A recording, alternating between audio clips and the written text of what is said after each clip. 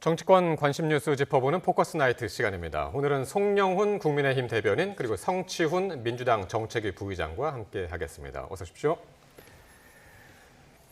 네, 윤 대통령이 다음 주 월요일 한동훈 대표와 면담을 할 예정입니다. 일단 오후 4시 반. 시간을 보면 일단 밥은 안 먹는 것 같네요.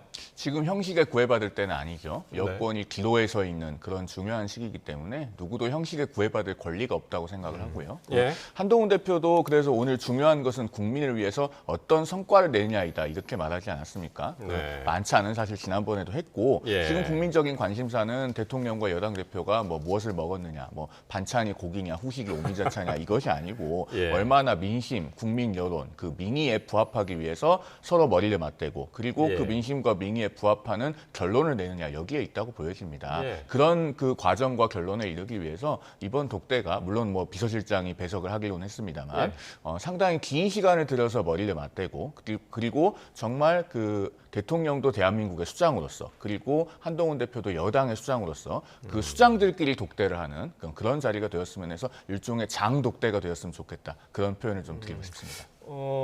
장독대라는 긴 독대 그리고 정말 수장들끼리의 독대가 되었으면 좋겠다라는 예, 의미로 장독대. 제가 그런 네이밍을 붙여봤습니다. 알겠습니다.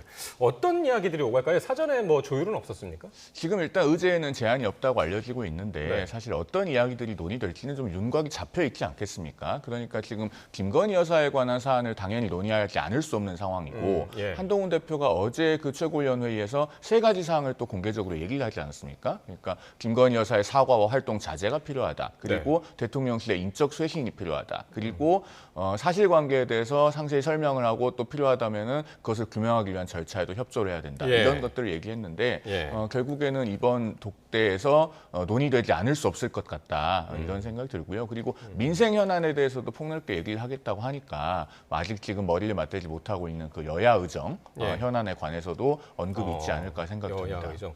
그리고 일각에서는 특별감찰관 관련해서도 이야기가 오가지 않을까 그런 얘기가 있던데요.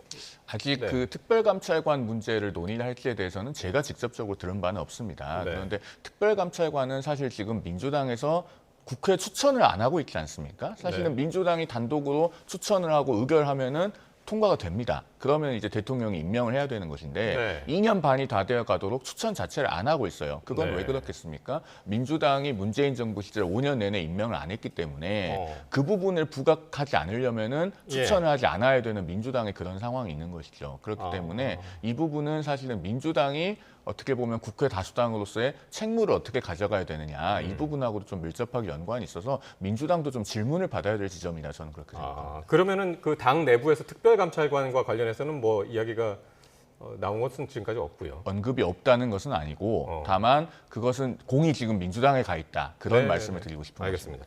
민주당 입장에서는 어떻습니까? 이 특별감찰관과 관련해서.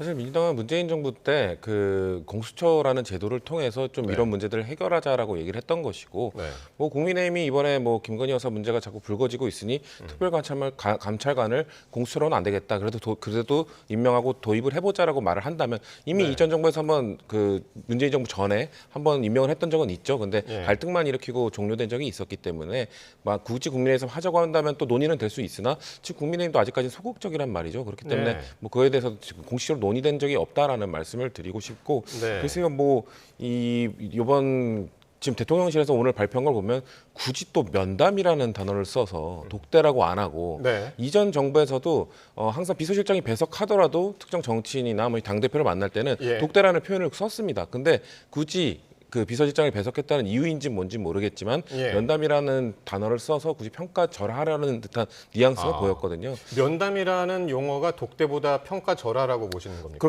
그렇죠. 이렇게 독단은 뭔가 아까 말씀하신 대로 여당 집권 여당의 대표와 대통령이 만나서 뭔가 동등한 위치에서 뭔가 이야기를 한다라는 느낌이지만 면담이란 건 우리가 면담을 누구로 합니까? 저도 학생들 면담 해주고 그렇거든요. 뭔가 윗사람과 한다는 면담 이런 단어가 내포되어 있는 거거든요. 그렇기 때문에 그런 거를 좀 은연중에 좀 이미지를 심어주려는 건 아닌가라는 말씀을 드리고 저는 대통령과 한동훈 대표가 만나서 한동훈 대표가 말했던 3가지 그런 것들 좀 들어줬으면 좋겠습니다. 네. 잘 됐으면 좋겠으나 지금 대통령실이 사실 공식적인 입장만 안 내놨지 그거에 대해서 거부 의사를 사실상 표명한 거랑 다름없다고 보거든요. 왜냐하면 예. 인적 쇄신 부분에 있어서는 비공식적으로 그 7인회로 지명받은 사람들이 억울하다라는 얘기들을 하고 있고 네. 활동 자제에 대해서는 이미 제2부속실 설치가 언제 될 거라는 이제 얘기가 흘러나오고 있고 다른 의혹들에 대해서 협조를 해야 된다. 이미 친윤계 의원들을 통해서 이번 불기소 결정으로 인해서 그 김건희 여사가 피해자임이 드러났다라는 국민 눈높이에 전혀 맞지 않는 주장들을 지금 퍼뜨리고 있거든요. 예. 그런 상황이기 때문에 두 분이 만나더라도 안타깝지만 전 아무 결론이 나오지 않을 것 같다라는 부정적 그러니까요. 얘기를 조금 드립니다. 전에 이제 그 송영훈 대변인도 얘기했지만은 한 대표도 뭐 형식이 아니라 성과가 있는 게 중요하다라고 이제 얘기를 했다고 그래요. 그러면은 어느 정도가 성과라고 보십니까? 어느 정도 나와야 성과가 있다고 보세요? 저는 글쎄요, 김건희 여사 얘기만 갖고는 할 수는 없을 것이고 그렇다고 네. 해서 뭐 갑자기 면담 이후에 뭐 인적 쇄신을 하기로 했다라고 발표하기도 좀 애매하지 않습니까? 대통령의 인사권이 있는 것인데 그렇기 때문에 저는 김건희 여사 관련 문제 이외에 아마도 민생 현안 그중에 가장 또 갈등 요인이 큰 의정 갈등 이야기를 좀 하지 않을까. 의료 대란 문제가 아직도 해결되지 않고 있는 상황이고 그냥 시간만 지나가고 있는데 저는 한동훈 대표가 아무래도 그 문제 해결 방법에 있어서 대통령실과 좀 다른 입장을 견지해 왔기 때문에 그것에 있어서 좀 해법을 찾은다면 그래도 그건 성과가 될 수 있겠죠. 네. 아마도 겉으로 공식적으로 내놓을 수 있는 성과는 그런 민생 현안이나 정책적 부분에서만 나올 수 있지 김건희 여사와 관련돼서는 어떤 성과를 공식적으로 내놓을 수는 없을 겁니다.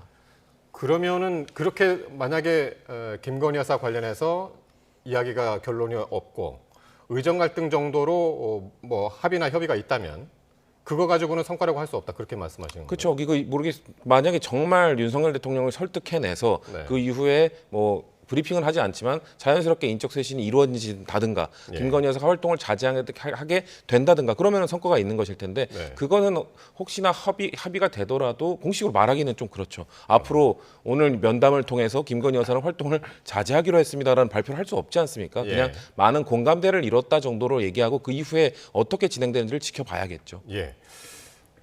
송 대변인은 어떻게 보시나요? 어느 정도 기대하세요? 성과를? 일단은요. 예. 지금 그 한동훈 대표가 공개적으로 이야기했던 세 가지 네. 이것은 해결책을 제시하거나 해서 대통령실의 일종의 현 상황에 대한 출구 전략을 주는 그런 의미가 있습니다. 일단 그 사과와 활동 자제는 2021년 12월 26일에 김건희 여사가 대국민 입장문을 통해서 공개적으로 천명했던 거 아닙니까? 그 약속을 지킴으로써 지금 일단은 그 민의와 민심에 네. 부합할 수 있는 그런 첫걸음이 될 것이고요. 그다음에 그 인적 쇄신에 관해서는 한동훈 대표가 이렇게 얘기를 했었어요. 인적 쇄신은 꼭 어떤 잘못에 대응해서 하는 것이 아니다. 즉 그 대통령실에서는 지금 한남동 라인이라고 하는 것을 공식적으로 부인하지 않았습니까? 네. 사실은 당연히 부인할 수밖에 없습니다. 그리고 저도 그런 것이 있다는 어떤 객관적인 실체를 확인한 바는 없습니다. 다만 그러나 인적 쇄신이라고 하는 것은 선제적으로 하는 것이다라고 하는 것으로서 한동훈 대표가 그 명분을 제시를 해줬거든요. 예. 그리고 그다음에 그 제기되는 의혹들에 대해서 솔직하게 설명하고 그 의혹을 규명하기 위한 절차에 협조해야 된다라고 하는 것은 대통령실에서 선제적이고 총체적으로 팩트 파인딩을 할 필요가 있다는 겁니다. 즉 전면적으로 사실관계를 확인을 해야 지금 뭐 명태균 씨 의혹이라든가 이런 것에 대해서도 제대로 된 대응이 이루어질 수 있거든요. 그러면은 잘 들어보면 지금 한동훈 대표가 얘기하고 있는 것들은 문제를 해결하기 위한 것이지 네. 본인의 어떤 정치적 계산이나 자기 정치를 위해서 차별화를 하겠다는 게 아닙니다. 예. 한동훈 대표가 비공개석상에서 몇 차례 이런 얘기를 한 적이 있는데요. 어떤 네. 얘기를 했냐면은 나는 차별화를 할 생각이 없다. 다만 옳은 말을 할 생각은 있다. 라는 얘기를 제가 몇 차례 들었습니다. 아마 예. 이 YTN에서 처음 말씀드리는 것 같은데요. 그래서 이런 것들을 어떤 다른 의도가 있는 것으로 받아들이지 말고 여권 전체적으로 어떤 것이 문제 해결을 위해서 가장 도움이 되는가. 그 알겠습니다. 관점에서 이 의제들을 바라봐 줬으면 합니다. 자, 이 이야기들을 한번 오늘 지지율 이야기를 하면서 계속 뭐 이어가도록 하죠. 오늘 윤 대통령 지지율이 나왔는데 갤럽 조사였습니다. 22% 긍정평가가 22%였고요. 부정평가가 69%. 각각 1%포인트가 내려갔고 부정평가는 올라갔고 이렇게 나왔습니다. 20에서 23, 22 이렇게 이제 내려갔고요. 부정평가 요인으로 부정평가가 지금 많이 나왔으니까요. 경제, 민생, 물가에 이어서 바로 밑에 김건희 여사 문제가 두 번째로 들어가는데 이게 3주 전, 바로 직전 조사보다 상당히 올라간 수치더군요. 네, 이런 결과 어떻게 보시나요? 결국에는 저 부정평가 요인에 김건희 여사 관련된 사안이 없다고 말할 수가 없죠. 객관적인 수치로 확인이 되고 있으니까요. 예. 그러니까 결국에는 지금 문제가 제기되고 있는 본질에 접근해서 문제를 풀어야지 다른 것들을 잘 한다고 해서 국민적인 평가가 바로 나아지진 않을 것이라는 점을 저희가 저 여론조사 결과를 통해서 구체적으로 확인할 수 있는 것입니다. 네. 그러니까 이번 그 윤 대통령과 한동훈 대표 간의 만남에서도 저 문제를 회피할 수가 없는 것이죠. 네. 결국에는 정면으로 거론을 하게 될 것이고 네. 뭐 긴 시간 머리를 맞대서라도 저것은 해결책에 접근을 해야 됩니다. 그렇군요. 여론조사 중에 당 지지율에 대한 것도 있죠. 한번 좀 보여주실까요? 네, 정당 지지도를 한번 보면은 국민의힘이 28, 더불어민주당이 30입니다. 이게 국민의힘은 3%포인트 빠졌고 민주당은 2%포인트가 올라갔죠. 예.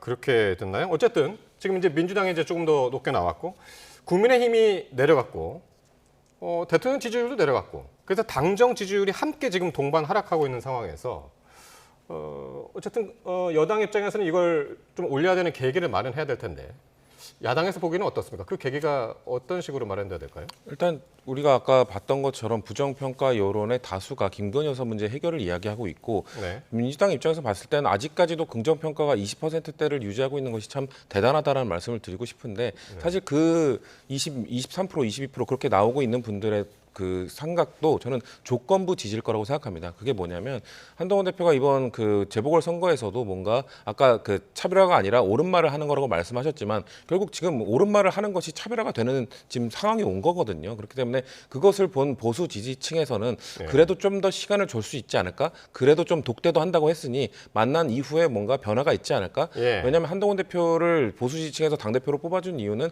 윤석열 대통령의 변화를 좀 이끌어내라.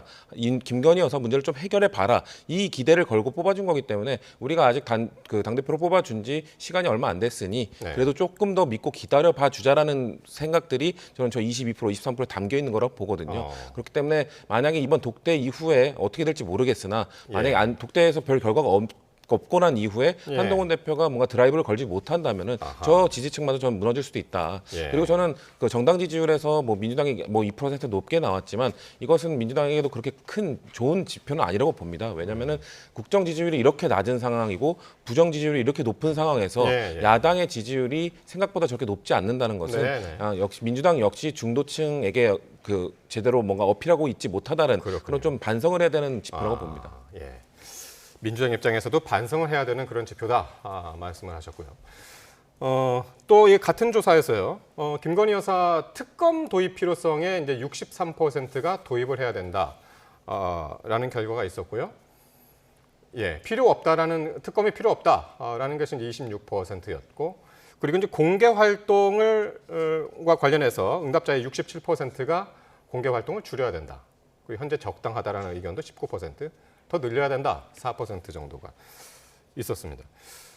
이런 내용들은 뭐 거의 좀 요 질문의 요지가 한동훈 대표가 그동안 계속 얘기했던 활동 자제 그 부분에 대한 것도 지금 조사가 됐어요. 그렇습니다. 네. 활동 자제에 대해서 국민들께서 많이 공감하고 계신다는 네. 것이고 심지어 늘려야 된다는 사람은 4%밖에 없지 않습니까? 예. 그러면은 2021년 12월 26일에 김건희 여사가 당시 후보 배우자 신분으로 공개적으로 국민 앞에서 밝혔던 것들이 약속을 지켜야 되는 이유가 다시 한번 확인이 된 겁니다. 그런 점에서 특별히 새로운 이야기도 아니고 이제는 약속을 지키면 된다 이런 생각이 들고요. 그다음에 특검 같은 경우에 저렇게 찬성 여론이 높은 것은 네. 결국 김건희 여사의 공개 활동에 대한 어떤 부정적인 여론, 시선 이런 것들과 무관하지 않은 것 같습니다. 네. 그런데 그렇다고 해서 현재 특검을 실행할 수 있는 가능성이 객관적으로 높아졌냐 하면은 그렇진 않아 보여요. 왜냐하면은 어제 지금 민주당이 그 김용민 의원 대표 발의로 특검법을 또 발의를 했는데 네. 그 특검에 이제 그 2022년 지방선거 공천 과정 또 뭐 보궐선거 공천 과정 이번 총선 공천 과정 이런 것들에 대한 의혹들이 백화점식으로 다 들어가 있습니다. 네. 그런데 그러면 무슨 문제가 생기냐면요. 만약에 그런 특검법이 정말로 실행이 됐을 때 예. 국민의힘 정당의 경우에 따라서는 뭐 범죄 혐의가 있어서가 아니라 압수수색의 대상이 되거나 또는 어떤 특정 개별 국회의원들이 압수수색 영장의 대상이 될 수도 있는 그런 개연성이 생깁니다. 그렇기 때문에 국민의힘 현역 의원들로서는 더더욱 이것을 찬성하기 어려워진 거예요. 네. 그래서 지금 그 민주당이 새로 발의한 특검법의 내용을 보면은 오히려 국민의힘에서 찬성표 나오기는 더 어려워졌다 이렇게 보여집니다. 그렇군요. 지난번에 이제 네 표의 이제 이탈표가 최저의 네 표가 나왔기 때문에 요번에 다시 만약에 거부권을 행사하고 다시 재표격에 들어간다면은 알 수 없다 이런 이야기들이 지금 많이 나왔는데 그걸 이제 부정적으로 보고 계시는 거군요. 그렇습니다. 재표결 결과를. 네. 야당 입장에서는 어떻습니까? 어제 세 번째 특검법이 발의했는데요.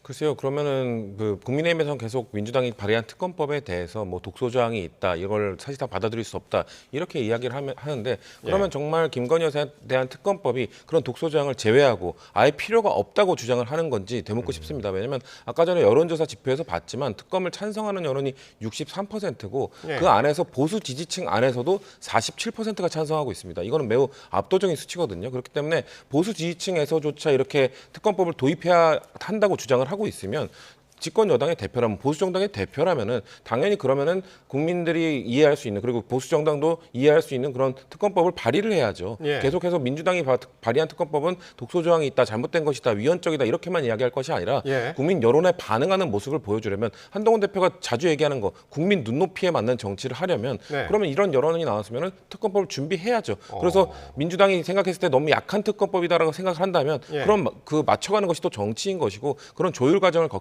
거쳐야 되는 것인데 제가 봤을 때는 그리고 민주당 측에서 바라봤을 때는 한동훈 대표가 뭔가 최대한 어떻게든 윤석열 대통령을 설득해보는 그 과정 속에서 일단 시간을 벌기 위해서 일단 민주당은 특검법이 뭔가 독소 조항이 있다, 반위헌적이다만 주장하고 있지 실제로 국민의힘은 추진을 안 하고 있는 것인데요. 저는 근데 면담 이후에 독대 이후에 한동훈 대표의 그 태도 변화가 있을 거라고 좀 기대해 봅니다. 그렇군요. 특검에 관해서는요. 제가 짧게만 덧붙이면은 민주당은 심지어 상설 특검을 하겠다고 하면서도 그러니까 제2요구권에 대한 일종의 우회로죠. 상설 특검을 하겠다고 하면서도 그 상설 특검에 관한 후보 추천에 관한 국회 규칙 이걸 또 마음대로 고치겠다고 하지 않습니까? 그러니까 민주당이 반드시 특검을 골라야 되겠고 그렇게 해서 답정너식 특검을 하겠다는 그 의지만큼은 조금도 변화의 조짐이 보이지 않기 때문에 그래서 사실 어떤 협의의 여지라고 하는 것이 존재한다고 저는 개인적으로는 생각하지 않습니다. 협의의 여지가 없다고 보세요? 저는 그렇게 봅니다. 민주당이 지금까지 해온 바로 봤을 때는요.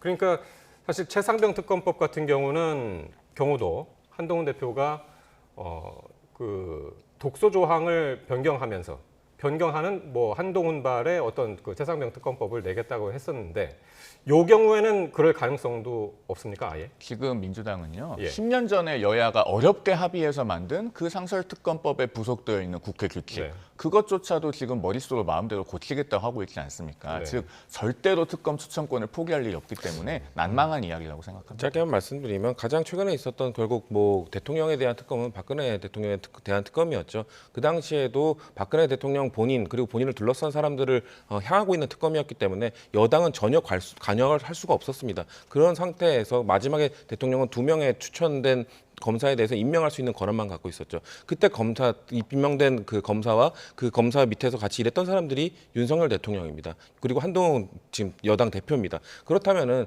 이런 그 여당 대표를 왜냐하면 여당을 향하고 있는 얘기이기 때문에 여당의 그런 선택권을 좀 제한해야 된다는 법이 위헌적인 거라면 그럼 위헌적인 법에 의해서 임명되고 활동했던 사람들이 윤석열 대통령과 한동훈 대표라는 것인데 그에 대해서는 어떤 말씀하실지 저는 물어보고 싶네요. 알겠습니다. 요 특검법 관련해서는 진짜 다음 주 월요일 날 그 면담 이후에 어떻게 결과가 나오고 거기에 따라서 또 변경이 있을 수도 있는 그런 사안이 될 것 같아서요.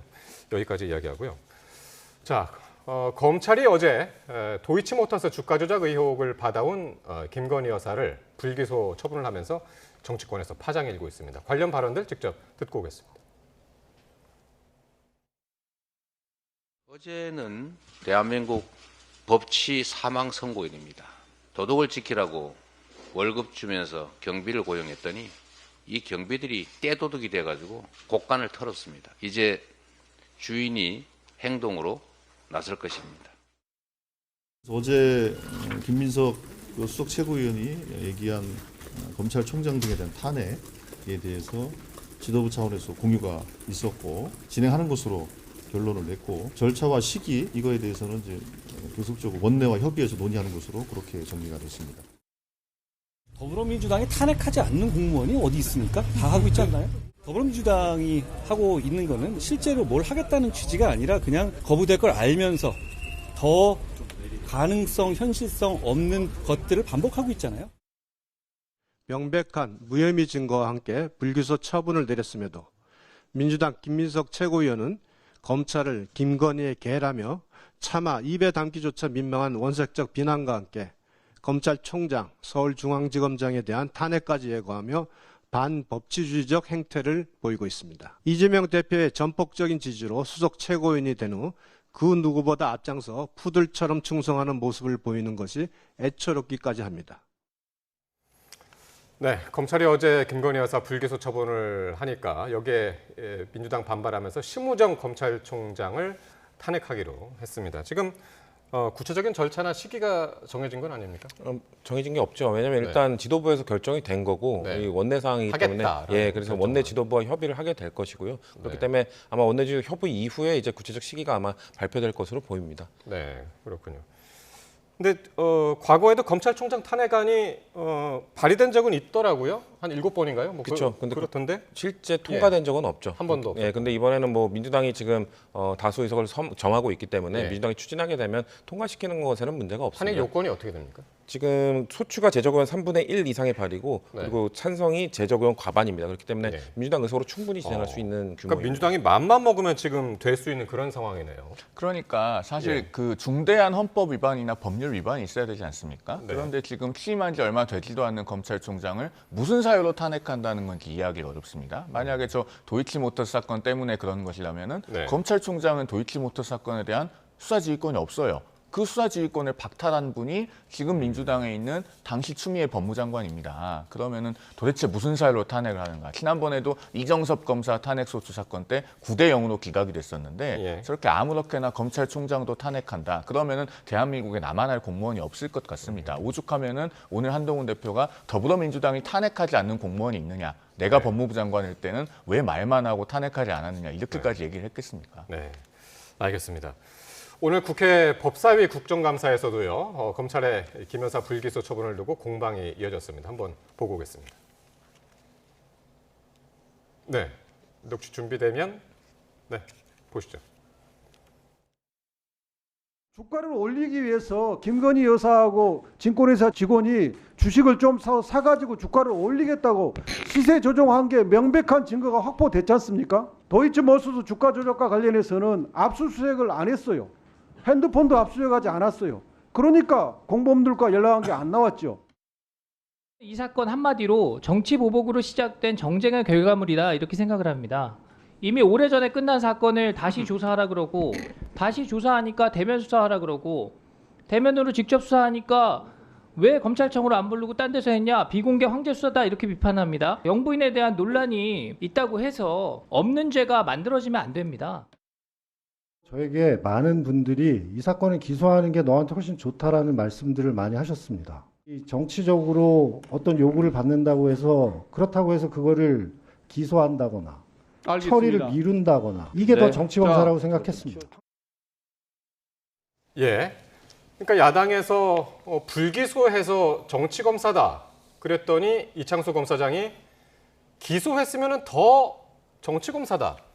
그렇게 이야기를 했나요? 어떻게 들으셨습니까? 말장난이죠. 저 이전에 막 지금 박준태 의원이 말한 것도 저는 상황 인식을 되게 심각하게 못 받아들이고 있다고 보는데요. 뭐 없는 죄를 만들어내서 안 된다고 했잖아요. 지금 그게 문제가 아니라 있는 죄를 없게 만드는 게 문제라고 주장하고 있는 것이고요. 네. 그리고 지금 어제 검찰이 무려 4시간 동안 왜 불기소했는지 국민들께 막 설명하지 않았습니까? 저는 그런 거 처음 봤는데 그 4시간 동안 설명한 것도 보면은 뭔가 김건희 여사가 시세 조정을 인지한 것 같으나 직접적 증거가 없다. 네. 그리고 뭐 주가 조범 공작 주범들과 연락한 것 같으나 직접적 증거가 없다. 이렇게 얘기하거든요. 사실 그렇게 애매한 상황이면 뭐 우리 변호사님도 계시지만 더 뭐 간접 증거라는 것도 있고 정황 증거라는 것도 있습니다. 그러면은 네. 사실 검찰이 그런 애매한 양쪽의 증거가 모두 있으면 법원의 판단을 맡기는 게 정상적인 검찰의 기소 행위입니다. 근데 그거에 대해서 정반대로 이야기하고 있는 것이거든요. 오히려 애매한 상황일 때 기소를 해야 되는데 계속해서 애매한 상황이니 불기소해버리는 디올백도 그랬고 이번 도이치모터스 주가 조작 의혹도 그랬습니다.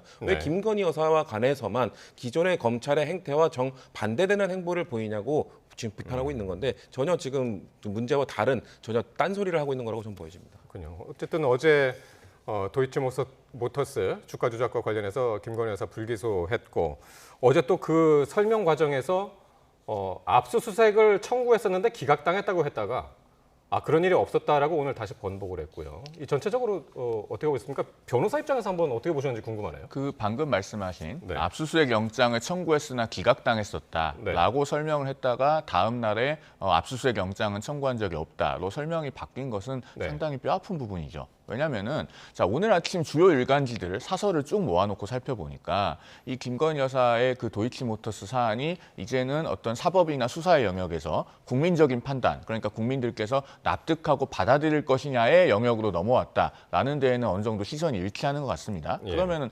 국민들께서 이것을 수용하실 수 있느냐가 중요한데 저렇게 설명이 바뀌고 해명이 오락가락하면은 국민들께서 이해하시고 납득하시기가 어려워지죠. 네. 제가 변호사로서 또 한 가지 지적을 하고 싶은 것은 저 사건이 장기간 수사가 됐기 때문에 추론하건대는 기록이 굉장히 방대할 겁니다. 그런데 이제 레드팀이라고 하는 것을 검찰에서 만들었다고 하지 않습니까? 레드팀을 두고 그 레드팀의 의견까지 들어가면서 판단하려는 태도는 바람직한 것입니다만 그 레드팀이 아마 그 15일 오전에 조간에 보니까 레드팀을 뭐 평검사까지 포함해서 가동하는 것을 검토 중이다 이렇게 기사가 나왔어요. 예. 15일 오전에. 예.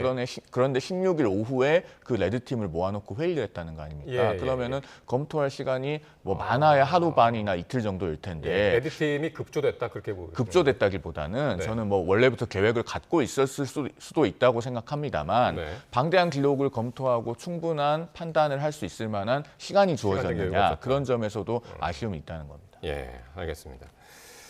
자, 마지막으로 명태균 씨 이야기를 할 텐데요. 김건희 여사가 보낸 카톡 대화를 공개해서 지금 파장을 일으키고 있죠, 명태균 씨. 근데 그 대화에 등장하는 오빠가 김 여사의 친오빠가 맞다라고 YTN에 밝혔습니다. 목소리 듣겠습니다. 여사는 윤석열 후보가 후보 등록을 하고 나서부터는 후보자 이용을 썼고요. 당선되고는 당선인 이 말을 썼고 오빠라는 말은 윤석열 대통령이 후보로 출마 선언을 하고 나서부터는 안 썼어요. 예, 이 오빠가 친오빠인지 윤 대통령인지 지금 엇갈린 대답을 연일 내놓고 있고 하루하루 바뀌었는데 이번에는 친오빠다라고 했습니다. 이게 중요합니까? 어떻게 그런데 보십니까? 이미 지금 그 오빠가 누구냐가 네. 중요하지 않은 상황이 되어버렸잖아요. 네, 사실 그게 윤석열 대통령이든 네. 혹은 김건희 여사의 친오빠든 이제 국민들께서 주목하시는 문제는 그 부분이 아닌 것 같습니다. 그러니까 김건희 여사와 관련해서 왜 이렇게 의혹이나 논란이 계속 끊이지 않는가. 예. 사실 이 부분에 대한 시선이 있는 것이기 때문에 사실 우리가 지역적으로 저 지금 명태균 씨가 본인은 수많은 카카오톡이 있다고 주장하면서도 저 한 장을 공개하지 않았습니까? 그 한 장에 있는 몇 줄에 주목해서 그 오빠가 누구냐에 집중할 것이 아니라 네. 저는 이 사안의 총체적이고 근본적인 해결이 필요하다고 생각합니다. 그것이 앞서 말씀드렸던 사과, 활동 자제, 그리고 어떤 뭐 종합적인 팩트 파인딩, 그러니까요. 그다음에 인적 쇄신 이런 것이거든요. 저희가 지역적인 것보다도 본질에 집중했으면 좋겠다라는 생각이 좀 있습니다. 일단 어쨌든 대통령실도 친오빠다라고 해명을 즉각적으로 내놨지만은 중요한 건 뭐 다른 문제, 본질적인 문제가 있겠습니다만은 대통령실의 해명을 믿질 않습니다. 그렇죠. 대통령실이 지금까지 그러니까, 명태균 씨 관련 예. 해명을 내놓을 때 별 예. 신뢰감을 주지 못했죠. 네. 그렇기 때문에 명태균 씨 왜냐하면 제일 처음 내놨던 해명이 2번밖에 안 만났다였는데 네. 그 이후에 최소 4번 이상 만났지 않았겠냐는 지금 추측들이 나오고 있는 것이고 네. 그리고 명태균 씨는 계속해서 뭔가 저렇게 우리가 봤던 김건희 여사 주고받은 카톡까지 공개를 하면서 제가 봤을 때 갖고 있는 것이 더 많은데 지금 쌓아두고 일부러 공개를 안 하고 있는 겁니다. 네. 지금 명태균 씨가 던지고 있는 메시지는 본인이 지금 수사를 받고 있는데 그것과 관련해서 사실상 저는 그걸 다 자신을 보호해달라는 메시지를 계속 던지고 있는 거고 네. 그렇기 때문에 저런 언론 인터뷰는 자주 응하고 있죠. 그 언론 인터뷰에서 하는 내용들은 증거는 제시하지 않고 뭔가 대통령 김건희 여사와 본인이 활발하게 소통했다는 얘기만 계속 얘기를 하고 있는데 그런 것들은 본인의 영향력을 과시를 하면서 뭔가 자신의 수사가 좀 종결될 때까지 진행이 될 때까지는 나를 보호해달라는 차원에서 아마 결정적 증거는 필요할 때만 공개할 것이지 나는 네. 인터뷰에 계속 응할 것이다라는 메시지로 보입니다. 그렇습니다. 말씀하신 어쨌든 부분에 대해서 제가 짧게만 예. 좀 덧붙이면은 그러니까 우리 언론 언론에도 좀 부탁드리고 싶은 것이 네. 명태균 씨가 지금 한마디 하는 것이 물론 자극적이고 관심이 갈 만한 소재들은 있죠. 그런데 여러 가지 설을 풀고 있지만은 거기에 대해서 어떤 구체적인 증거가 있거나 혹은 크로스 체크된 거는 사실 몇 가지 되지 않습니다. 네. 그런 점에서 명태균 씨의 한마디를 너무 이렇게 주목해서 좀 추종하는 듯이 하는 것은 조금 지양되어야 하지 않을까 하는 개인적인 예, 생각도 좀 맞는 있습니다. 말씀이시고요. 어쨌든 진실은 어딘가에 있는데 지금 그게 이제 신뢰 문제까지 번져서 네, 그렇습니다. 어쨌든 요 명태균 씨 관련해서는 다음 주죠. 21일 날 제보자 강혜경 씨가 또 국감에 나올 예정이니까요. 그때 또 어떤 이야기들이 나오는지 한번 지켜보도록 하겠습니다. 네, 지금까지 송영훈 국민의힘 대변인, 성치훈 민주당 정책위 부의장과 함께했습니다. 두 분 고맙습니다.